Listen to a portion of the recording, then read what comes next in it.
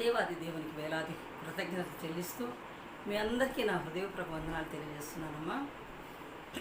ఈ దినమున ఈ దినం నుంచి హోలీ వీక్ మనకి ఏంటంటే 40 దినాల ఉపవాస ప్రార్థన అయిపోయింది. యేసు ప్రభు వారు తిరిగి ఈ దినమున నిన్నటి దినమున యేసు ప్రభు వారిని గాడి పిల్లలు ఎక్కించి యెరూషలేము దేవాలయానికి ఊరేగింపుగా ఆ వీధుల వెంబడి వారి వస్త్రాలు తమ మీద ఉన్న వస్త్రాలను పరుస్తూ, తర్వాత చెట్ల కొమ్మలను, పచ్చని ఆకులతో కూడిన కొమ్మలను పరుస్తూ ఆయన దేవాలయంలోనికి తీసుకుని వచ్చినట్లుగా మనం నిన్నటి కాలంలో చూసాము. దేవుని స్తోత్రం కలుగునుగాక.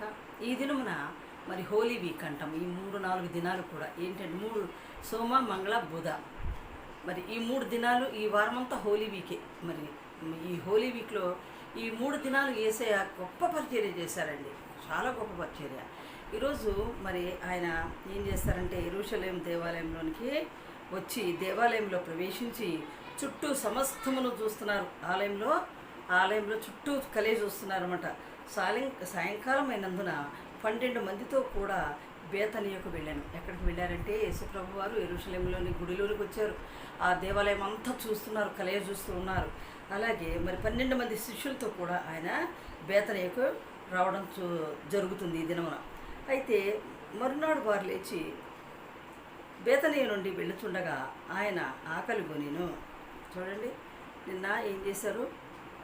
యెరూషలేము సమీపిస్తారు, ఒలీవల కొండ దగ్గర బేత్పగేకి వస్తారు, అలాగే ఆ దేవాలయంలోకి వస్తారు. అదంతా అయిపోయిన తర్వాత మరుసటి రోజు ఈ దినమున సోమవారం దినమున ఆయన ఏం చేస్తున్నారంటే బేతనీయ నుండి వెళ్తుండగా ఆయన ఆకలి వేసింది. ఆయనకి యేసుప్రభు వారికి ఆకలి వేసింది. ఆకులు గల ఒక అంజూరపు చెట్టును దూరం నుండి చూశారు. యేసుప్రభు వారు ఆకులతో ఉన్నటువంటి ఒక అంజూరపు చెట్టును దూరం నుంచి చూశారు. సరే, ఆయన ఏం చేశారు? చూసి దాని మీద ఏమైనానో దొరుకునేమో అని వచ్చారు. చెట్టు దగ్గరకు వచ్చారు యేసయ్య. ఏమని? దాని మీద ఏమన్నా దొరుకుతాయా తినడానికి పండ్లు అని చూశారు. దాని వద్దకు వచ్చి చూడగా ఆకులు తప్ప ఏమీయో కనబడలేదు ఆ చెట్టుకి. చూసినారా? ఆకులు తప్ప ఆ చెట్టుకి ఏమీ కనబడలేదు. ఏలైనగా అది అంజూరపు పండ్ల కాలం కాదు కదా, కాదు. అందుకు ఆయన ఇక మీదట ఎన్నటికి నీ పండ్లు ఎవరినూ తినకుందురు గాక అని చెప్పాను.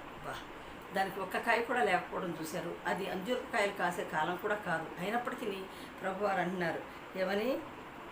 ఇక మీదట ఎన్నటికి నీ పండ్లు ఎవరూ కూడా తినకుందురు గాక అని చెప్పాను. ఇది ఆయన శిష్యుల విన్నారు. ఆయనతో ఉన్న 12 మంది శిష్యులు కూడా వినడం జరిగింది. అయితే యెరూషలేమునకు వచ్చినప్పుడు ఆయన దేవాలయంలో ప్రవేశించి దేవాలయంలో క్రయ విక్రయములు చేయవారిని వెళ్ళగొట్ట ఆరంభించాను. చూడండి, క్రయ విక్రయాలు దేవాలయంలో ఏం చేస్తున్నారు? బిజినెస్లు చేస్తున్నారు. వాళ్ళు ఎటువంటి బిజినెస్లు చేస్తున్నారండి? క్రయ విక్రయాలు చేయవారిని చూసి వెళ్ళగొట్టడానికి ప్రారంభించారు. రోకలు మోత్సవారి బల్లలను, గువ్వలమ్మ వారి పీటలను పడద్రోసి దేవాలయం గుండా ఏ పాత్ర అయినను ఎవరిని తేనీయకుండా, చూసారా, ఎవరిని కూడా దేవాలయంలో నుంచి ఒక్క పాత్ర కూడా బయటకు తీసుకెళ్లకుండా ఆయన చేశారు. మరియు ఆయన బోధించు నా మందిరం సమస్తమైన అన్యజనులకు ప్రార్థనా మందిరం అనబడదు. చూసారా, దేవుని ఆలయము సమస్త అన్యజనులకు. అన్యజనులు అంటే ఎవరండి? దేవుని గురించి తెలియనటువంటి వారు, దేవుని గురించి ఎవరో విన్నటువంటి వారు కాదు. కాబట్టి అటువంటి వారికి నా ఆలయము ఒక ప్రార్థనా మందిరం అనబడుతుంది అని చెప్పేసి వారితో అనటం జరిగింది. ఈ దినమున చేసింది ఏంటి అంటే ఎన్నో కార్యాలు చేశారు ప్రభువారు. ఈ దినమున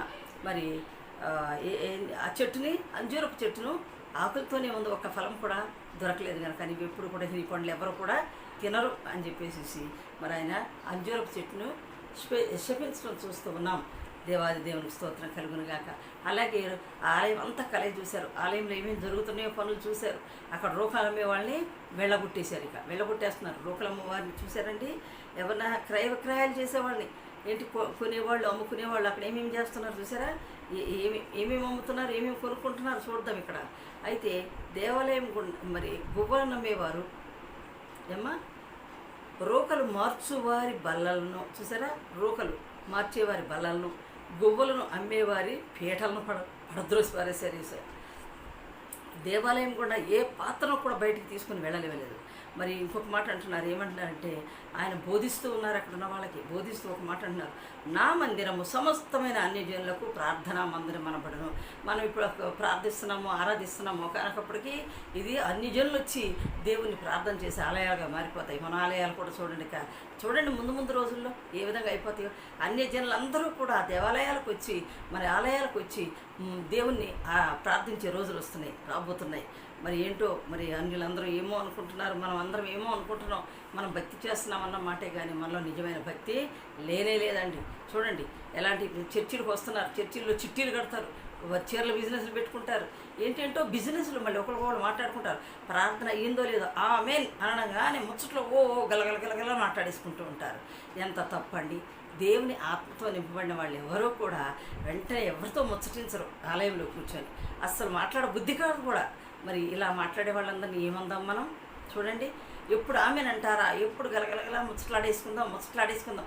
అందరూ బైబిల్ వాక్యం చదువుతున్నారు, లాభం ఏముందండి? బైబిల్ వాక్యం చెప్పి దేవుని ధ్యానిస్తున్నారు, బాగా ప్రకటిస్తున్నారు, బాగా వాక్యం చదువుతున్నారు, బాగా ప్రార్థనలు చేస్తున్నారు, అన్నీ బాగానే ఉన్నాయి. ఆమెను అన్న తర్వాత వెంటనే కొంతసేపు మౌనంగా ఉండలేకపోతున్నారు. కళ్ళు తెరవటంగానే అక్కడ పాస్టర్ ఆమెనంటంగానే నోరు పెద్దగా తెరిచి ముచ్చట్లాట తప్పమ్మా. దయచేసి ఎవరైనా సరే మైడియా నా సహోదరులారా, మీరు ఎవరైనా సరే నిజంగా దేవుళ్ళ ఆరాధనలో నువ్వు ఉన్నట్లయితే, నిజంగా దేవునితో నువ్వు గడిపావు అనుకుంటే, నిజంగా దేవుళ్ళ మనసులో నిండా నువ్వు నింపుకున్నావు దేవుని ఆత్మని అనుకుంటే, నీ మీద నిజంగా దేవుని ఆత్మ ఉన్నది అనుకుంటే నువ్వు మౌనంగా ఉంటావు దేవాలయంలో. తర్వాత బయటకు వచ్చేసి ఎన్ని మాటలైనా మాట్లాడుకోండి, పర్వాలేదు. కానీ దేవుని ఆలయంలో ఉండి వెంటనే ముచ్చట్లాడటం అది చాలా తప్పు. నేను ఎందుకంటే గమనిస్తూ ఉన్నాను, నా జీవితంలో కూడా నేను అట్లాగే చేస్తున్నాను. ఎందుకంటే తప్పు తెలుసుకున్నాను కాబట్టి నేను సరిదిద్దుకోవడానికి ప్రయత్నం చేశాను, సరిదిద్దుకున్న జాగ్రత్తగా ఉండడానికి నేర్చుకున్నాను. దేవుని స్తోత్రం కలుగునుగాక. మళ్ళీ ఇంకొక మాట అంటున్నారు ప్రభు.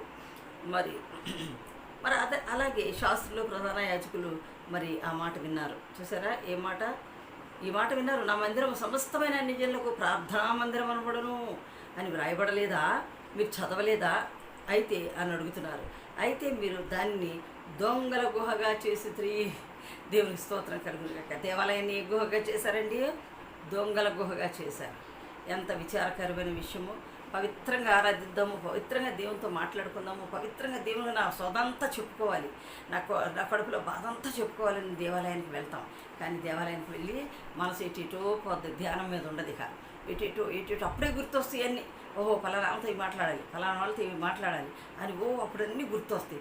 ఆమె ఎప్పుడంటారా, ఎప్పుడు మాట్లాడేద్దాం ఆయనకి వెళ్ళిపోయి అని చెప్పేసి అని అనుకుంటూ ఉంటారు. కాబట్టి మరి రోకలు మార్చేవాళ్ళు, తర్వాత బిజినెస్లు చేసేవాళ్ళు, గోవలు నమ్మే బలలు ఎన్ని కూడా పీటలు కూడా పడద్రోసిన దేవుడు నీలో నాలో ఉన్నటువంటి ఆ చెడు పీటలన్నీ ఎన్నైతే ఉన్నావో, ఎన్ని రకాల ఆలోచనలు ఉన్నావో అటువంటి వాటినన్నిటిని పరద్రోలును గాక.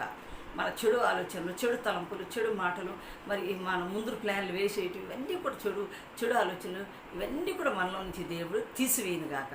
మన హృదయంలో పవిత్రంగా కడుగును గాక, కడగబడుదుము గాక. హల్లెలూయా, హల్లెలూయా, హల్లెలూయా. మరి అట్లాగే శాస్త్రులు, ప్రధాన యాజకులు దేవుడు అంటున్నాడు, అయితే మీరు ఈ దేవాలయాన్ని దొంగల గుహగా చేసేసారు. హల్లెలూయా. చూడండి, దొంగల గుహ. దేవుడు ఎంత ఏడుస్తాడో కదా, దేవుడు ఎంత బాధపడతాడో కదా. మనల్ని సృజించిన సృష్టికర్త, మన హృదయం అనే దేవాలయాన్ని మనలోనే ఉంది దేవాలయం. మన హృదయంలో ఉన్న దేవాలయంలో ఉన్నటువంటి ఈ చెడుగంతా తీసివేస్తే మనలో ప్రకాశత వస్తుంది, మనలో పవిత్రత వస్తుంది, మనలో కుళ్ళు, కుట్ర, పగ, ద్వేషాలు ఏవి లేకుండా అయిపోతాయి అవన్నీ. కాబట్టి దేవుల్లో లీనమైన బిడ్డలు, విశ్వాసులు, భక్తులు, వాక్యం ప్రకటించేవాళ్ళు, ప్రార్థన బాగా చేసేవాళ్ళు, చూడండి మనలో ఉన్న చెడు తలంపులన్నింటినీ మనం పోగొట్టుకుంటేనే మరి మన దేవాలయాన్ని దొంగల గుహగా చేయకుండా మన గుడిని శుభ్రంగా వదిలిపరుచుకోవాల్సిన బాధ్యత దేవుడు ఇచ్చి ఉన్నాడు. దేవుని స్తోత్రం కలుగునుగాక. మరి ప్రభువారు చేసినటువంటి గొప్ప కార్యములను బట్టి ఏమి రుణం చెల్లించలేము. ప్రభువారు మంచి ఫలాలు ఫలించకపోతే నరికి అవతల పారేస్తాడు. చూడు, నేను ద్రాక్షవల్లిని, మీరు నా తీగలు అన్నాడు. మీరు సరిగా ఫలించకపోతే మరి ఫలించిన ప్రతి తీగ కూడా నరకి వేయబడి అది ఏం చేస్తుంది, బయట పారవేయబడి కాల్చివేయబడుతుంది. కాబట్టి మనం ఏ గుంపులో ఉన్నాం? కాల్చివేయబడే గుంపులో ఉన్నామా? లేకుంటే మంచి ఫలాలు ఫలించే బిడ్డలుగా ఉంటామా? మరి అందుకే ఆత్మీయ ఫలాలు కూడా ఉంటాయి మనకి. మనలోనే ఉన్న ఈ ఫలాలన్నీ మనం సరైన ఫలం ఫలించకపోతే నరికి పారవేసి బయట పారవేసి తగలబెట్టడానికి పనికి వస్తాం. కానీ మరి దేనికి మనము పనికిరాము. దేవునికి స్తోత్రం కలుగును గాక. మన ఆత్మీయ ఫలాలు ఎన్ని ఉన్నాయండి? 9 ఫలాలు ఉన్నాయి. ప్రేమ, సంతోషం, సమాధానం, దీర్ఘశాంతం, దయాళత్వం, మంచితనం, సాత్విక, విశ్వాసం, ఆశానిగ్రహం, ఇలాగ అన్ని 9 మనలో ఫలాలు ఉన్నాయి. కాబట్టి వాటిని ఫలించడానికి మనం ప్రయత్నం చేయవలసిన వారమై ఉంటున్నాం. దేవుడి కొద్ది మాటలు దీవించి ఆశీర్వదించును గాక. ఆమేన్.